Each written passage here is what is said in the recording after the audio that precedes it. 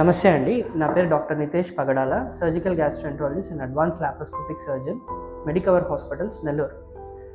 మామూలుగా సర్జికల్ గ్యాస్ట్రోఎంట్రాలజిస్ట్ని ఎప్పుడు కలవాలి, ఎలాంటి సమస్యలు ఉన్నప్పుడు కలవాలి అనే విషయాల గురించి తెలుసుకుందామండి. సో యూజువల్గా గ్యాస్ట్రోఎంట్రాలజీ అన్న పదం వినగానే గ్యాస్ట్రైటిస్, కడుపుబ్బరం ఇలాంటి కామన్ సమస్యల వరకే మనము డిపార్ట్మెంట్ చూస్తారని ఆగిపోతుంటారండి.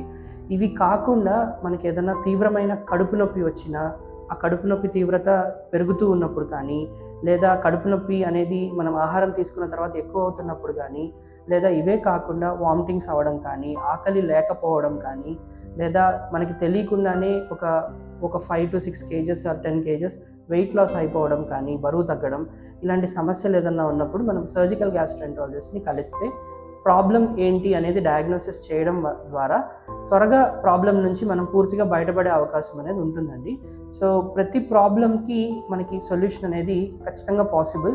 సో ఈ సమస్యలే కాకుండా మనకి మల విసర్జనలో బ్లడ్ పడడం కావచ్చు, మలబద్ధకం కావచ్చు, లేదా మోషన్ రావడంలో సమస్యలు ఎలాంటివి ఉన్నా కూడా సర్జికల్ గ్యాస్ట్రోఎంట్రాలజిస్ట్ని కలవడం ద్వారా ఫర్దర్గా వాటిని ఎవాల్యుయేట్ చేసి ప్రాబ్లం నుంచి మనం బయటపడే అవకాశం ఉంటుందండి.